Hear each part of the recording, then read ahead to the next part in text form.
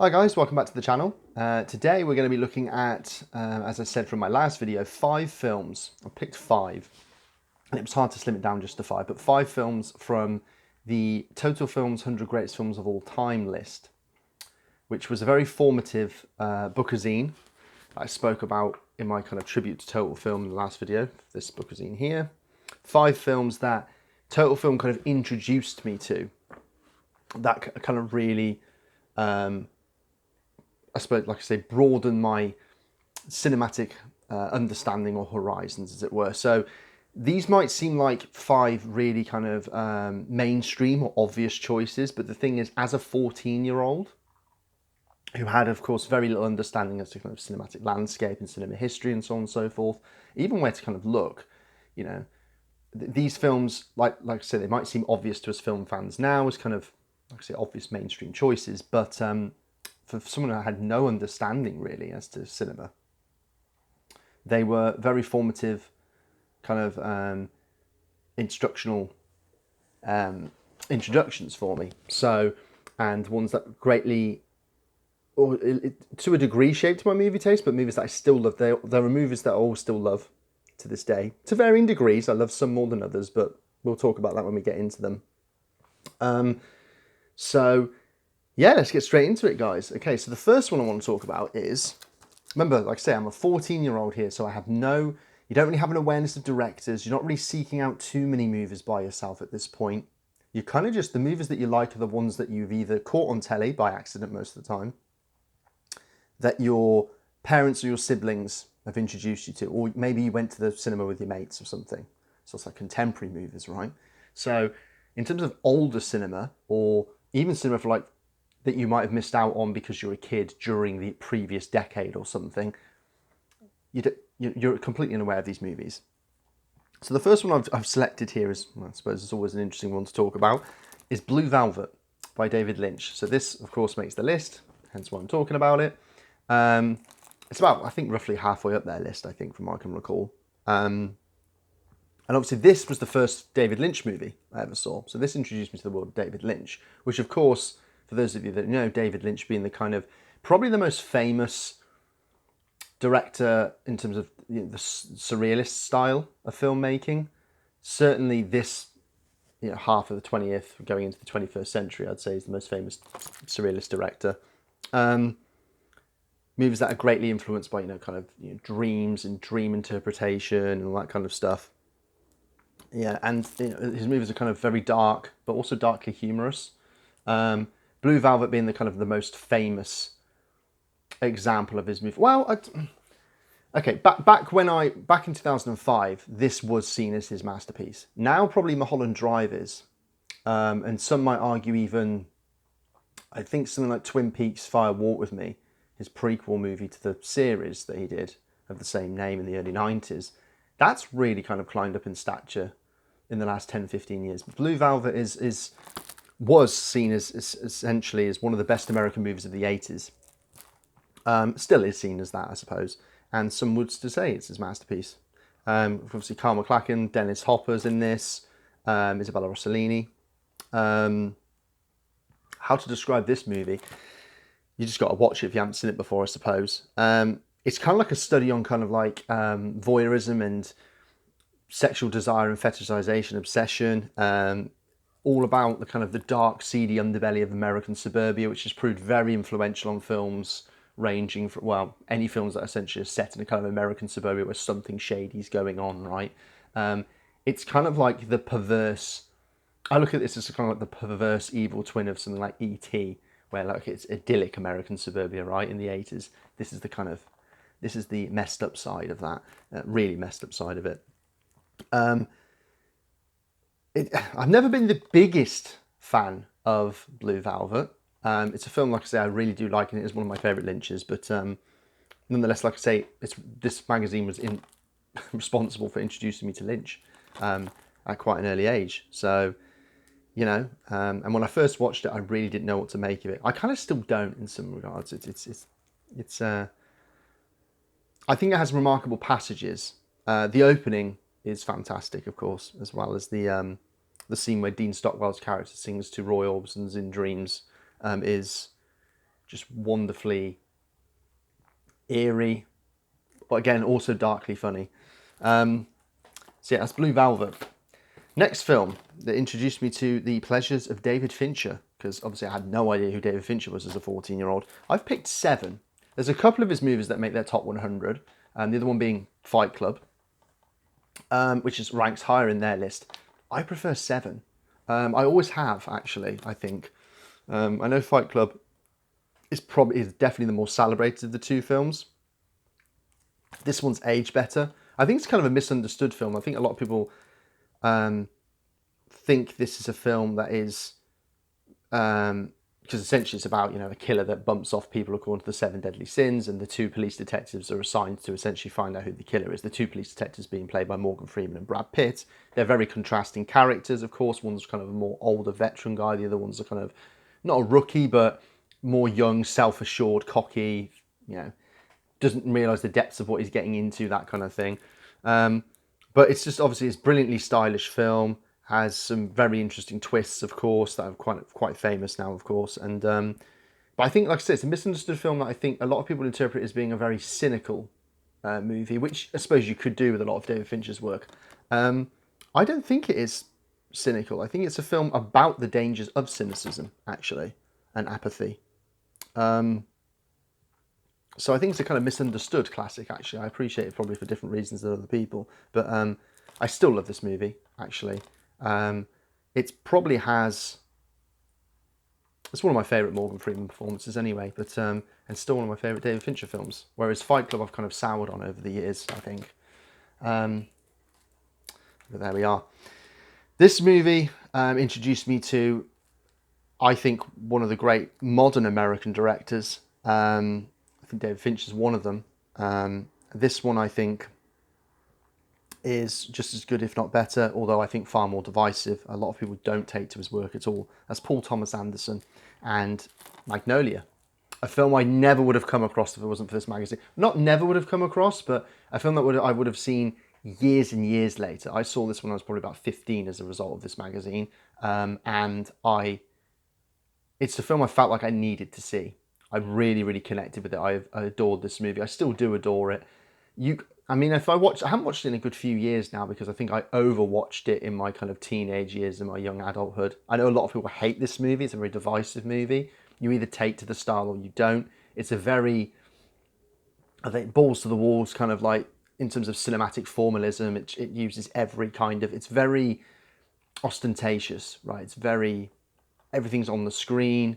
And I think a lot of people, you either are repelled by that or you're not, which I get. I do get that, I suppose. And but I just wonder. I just thought it's a movie that emotionally gets me every single time.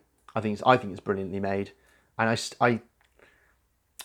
still think it's probably Paul Thomas Anderson's best movie. At least it's still probably my favourite. I think now it probably screams 90s a little bit too much, where I might have soured on it a tad if I rewatch it, I suspect. But I just think it's a fantastic movie with brilliant performances. That is, I think, the best of those kind of ensemble-y, Robert Altman inspired. Again, as a result of this, that probably led me down the path to discover someone like Robert Altman, okay?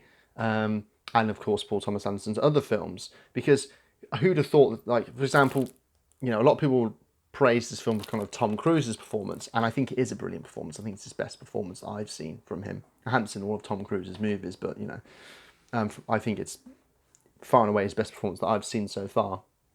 And it's a movie that, like I said, I'd never would have sought out, because you just wouldn't associate Tom Cruise being in this kind of movie, I don't think. At least as a young teenage boy, you associate him with being in kind of like action pictures or thrillers, and it kind of introduced me to the pleasures of kind of 90s independent cinema, or major independent cinema. But still love this movie. The fourth one I've chosen is probably the most obscure of the 5. And I spoke about it briefly in the last video, highlighting an example of the kind of wonderful juxtapositions and the idiosyncrasies of the list. That's Hoop Dreams by Steve James, the basketball documentary. That's about 3 hours long and follows 2 kind of basketball prodigies as they try and make it to the NBA over the course of about 7 years, I think it is, maybe, or maybe 5 years. I'm trying to remember. 5 years, yeah, it's filmed over a 5-year period. This is a fantastic documentary. I think this is one of the best sports documentaries ever made, one of the best documentaries of the 90s, maybe one of the finest documentaries ever, actually. It takes the subject which I have no interest in at all, basketball, and kind of makes me a believer, actually. I think it's because it's one of those documentaries that's ostensibly about something, but it's actually about all this other stuff, right? It's not really about basketball at all. It's about kind of, I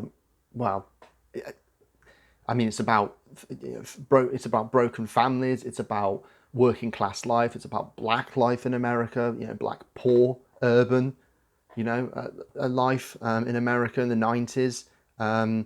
It's about kind of the nature of high school sports competition, individualism. The critique of kind of the education system. I mean, I say it's a critique. All these things, in just showing them in that kind of observational style and editing it all together, it says it's one of those movies that really it's subject to America, right? It's a fantastic film. It really, really is. And I'm so glad that it's finally released on Blu-ray, because this is one of these movies that back in the day, back in 2005, when I wanted to watch this movie, impossible to find in the UK. You had to import a Region 1 DVD essentially, which is what I did back in the day, a few years after I could afford a multi-region player. Yeah, one of the great 90s, American 90s films, in my opinion, one of the great documentaries. And I think it was named one of the 10 best films of the 90s by Roger Ebert, wasn't it, as well? So, but like I said, how long would it have been till I discovered this if it wasn't for the magazine? So, Hoop Dreams, great film. And this film here, which is the highest ranked of the 5 that I've chosen that's in the list, is a Western, a genre that I completely despised as a kid, because if you grow up, I suppose in the 80s and the 90s, the Western's dead, right? It's not fashionable at all. Seldom any are made. If they are, they're kind of very different, kind of like what I would call pop Westerns. But this is the one that kind of introduced me to, first off, the pleasures of spaghetti Westerns, but also, as well as its director, Sergio Leone, but also classic Westerns as well, okay? From the 50s and the 40s and so on and so forth. In fact, as I get older and older, I appreciate and really like Westerns more and more as I watch more and more of the classics, just more and more Westerns in general, I think. But it's Once Upon a Time in the West. This is the 4K limited edition I've got here, by the way. Still sealed, actually. What to say about this film, right? I think far and away Sergio Leone's best film. Probably his only masterpiece, in my opinion. Probably a controversial opinion, actually, but I think this is his greatest film. And it's my favourite, still to this day, my favourite Western. I love everything about this movie. Obviously I love the way it's shot. Being Sergio Leone, of course, it's shot beautifully. I love it's very kind of mourning, melancholic style. It's a very moving film. The score by Morricone is just still one of my absolute favourite movie scores. It just has that real epic feeling, but like a sense of, I don't know, and of course it has that, again, another movie with a fantastic opening, but also a fantastic end as well. It's just a very, very, I think, beautifully, like I say, melancholic, mournful film. Inspired casting with Henry Fonda. I mean, Charles Bronson to me was a kind of a joke of an actor. That's what I thought of him as a kind of teenager and a child. I only knew him from the kind of the Death Wish movies and stuff, which, yes, I saw way too young.